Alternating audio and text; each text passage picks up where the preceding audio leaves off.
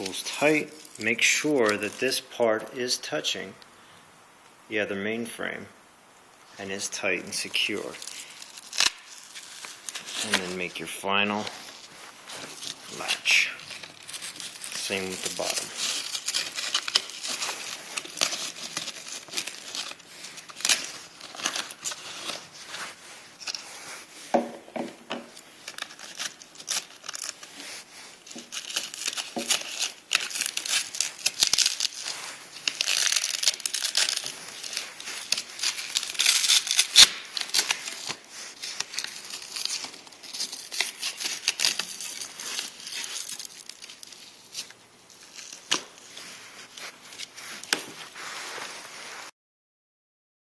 Like so. This is how everything should look. You came down through, okay, and attached. This is to your harness, your shoulder straps. Comes up and attaches before you attach the side bars on it, the hang point bars. The other side. Assembly. The lines, fuel lines, should be replaced every year, whether you think they need it or not, including the line going into the tank. I can make those repairs for you if you have trouble. It is a little tricky. You have our website number and, I should say, address, and our phone number, and you can write, email any repairs or questions that you have. The coil, I should say the spark plug wire that comes down in, you should check the spark plug itself at the end of your first flight to make sure that you're burning the correct mixture for your altitude and temperature. It should have a coffee brown color as soon as you pull it out and look at it. And I'm going to show you examples of that. Located just above the tank, it should be changed if you're flying quite often, at least every 20 to 30 hours. Sometimes sooner. I usually change mine about 10 to 15. It's not recommended until about 20 hours. So the spark plug itself, I typically change about every 10 hours. Or 3 to 4 flights. Intake silencer, which is this unit here, going to be attached to the cage. All you have to do is loosen this up, which is the hose clamp. Slide this onto the carburetor. Now it's going to be packaged.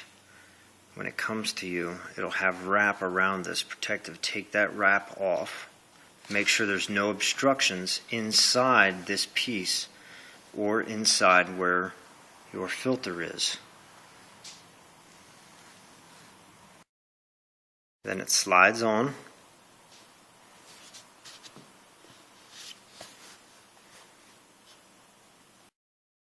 Slides on like so. The hose clamp goes into place and you tighten. Doesn't have to be super tight, but it does have to be snug to the point where you can't move either the hose clamp or the rubber piece going around the carburetor.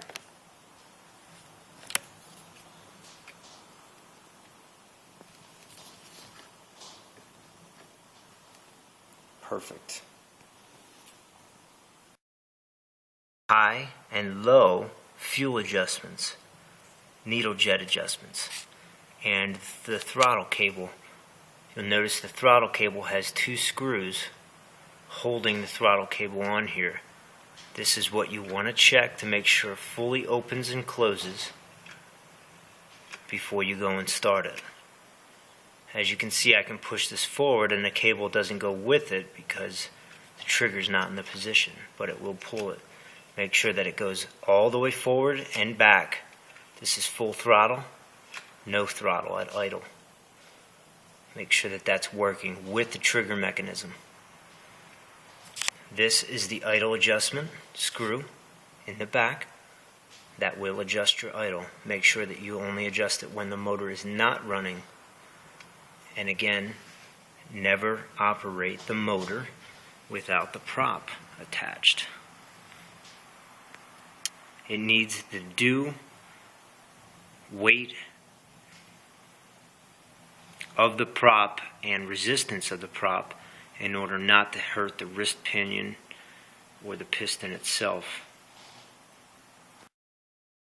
And low, this is the high needle jet adjustment. This is the low. At idle, this is the screw that you adjust to get the right mixture. This is at full throttle mixture. They work together, and there is an in-between range that they mix together and operate at normal operating temperatures as far as cylinder head temperature and piston head temperature and things. So you want to make sure that your mixture is correct. I have it set. Usually, if it comes from me, it's set already to your altitude.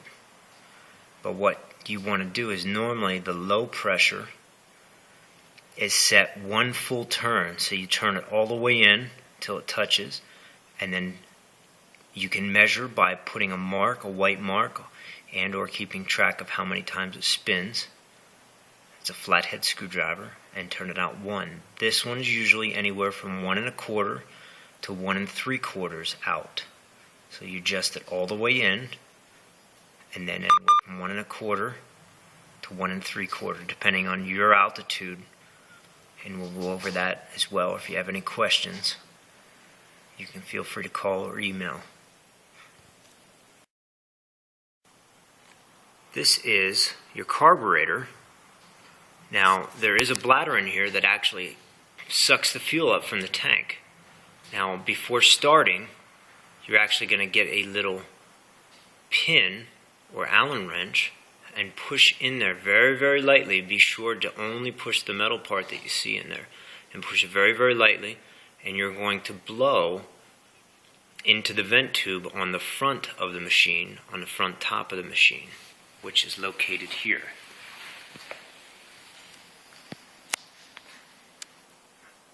I have a cap on it.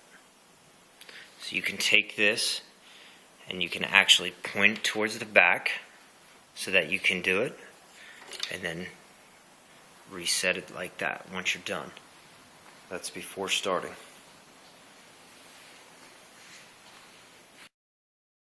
Drive. There's 6 bolts that attach the prop, and I'll show you how to assemble the prop and reattach it. You want to make sure that, especially when you have the prop on, if there's any movement whatsoever inside the bearing, you look in the back, it could be 2 things: the bearing's going bad, and or this adjustment bolt right here needs to be retightened. Make sure that that's all assembled correctly. The belt should not have a whole lot of play. It should only move approximately that much. You don't want it too tight.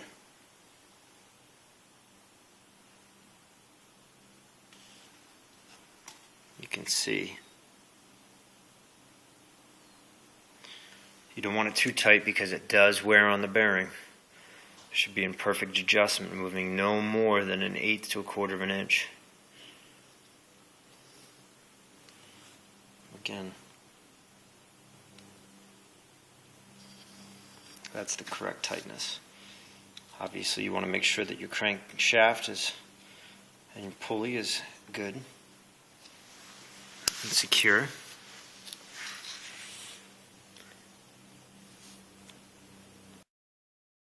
This is your exhaust manifold, and there are 3 bolts. Now, the assembly itself has a cord, a rubber cord, running through the springs in case they ever let go. It doesn't go back into the prop. Okay? The rubber piece has a stainless steel cord on the inside and is attached here by these connectors here with 2 screws. Okay? Now, you have to make sure that this is not touching the exhaust manifold, but can touch the engine, because it does get hot. and here you don't want it vibrating into the chrome. Make sure that these are correct and tight. They get about 20 to 25 pounds of torque. There is a gasket on the inside here. Now it is normal to see some residual oil coming from this, especially if you're burning it too rich, which you shouldn't be doing. You should be burning it loose. But some of the oil you'll see come out through here. That's normal. Just wipe it off after each flight. Wipe your blades down with a little dish detergent, just a couple of drops in a bucket, and wipe it down and dry it. The yellow flywheel that has teeth on it, that is actually what starts the motor, and the crankcase is attached to, and the magneto. And you'll see that the starter itself will come out and touch this to start the motor. You want to check for any looseness, any teeth missing. You'll hear funny noises too when you go to start it. It'll even sound like it's missing. The engine mounts are the next biggest. Every flight, pre-flight your engine. You want to make sure that these mounts are not spinning, moving, and that the bolts are tight, and that they're not cracked or damaged all the way around. And that's on all 4 engine mounts. 4 mounts, as you can see here. There are 3 compartments. You want to make sure each individual prop goes in each individual compartment so that they're not rubbing when you transport or haul this. As you can see here,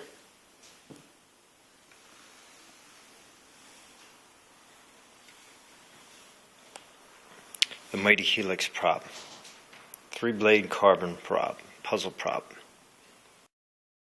Pieces, one overlapping the other.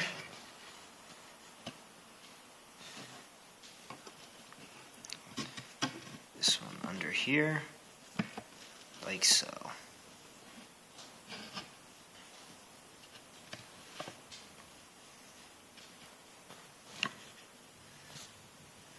Voila.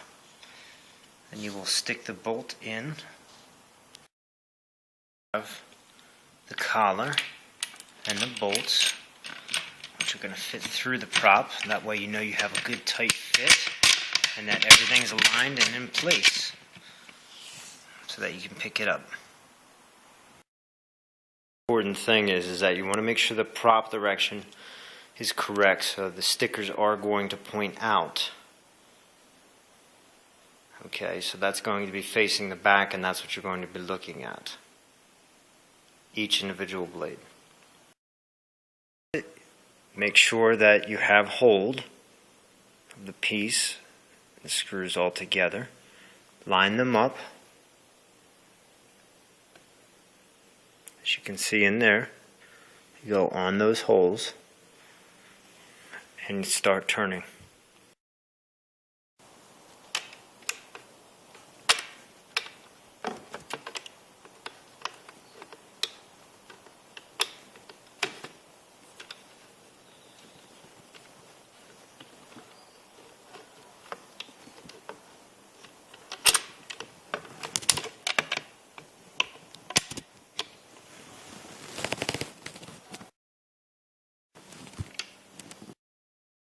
You want to get all the threads started first, and that they turn freely all the way down before you ever put a wrench to them. And you want the torque wrench to be between 10 and 15 pounds, actually 12 and 15 foot-pounds of torque on the finishing prop.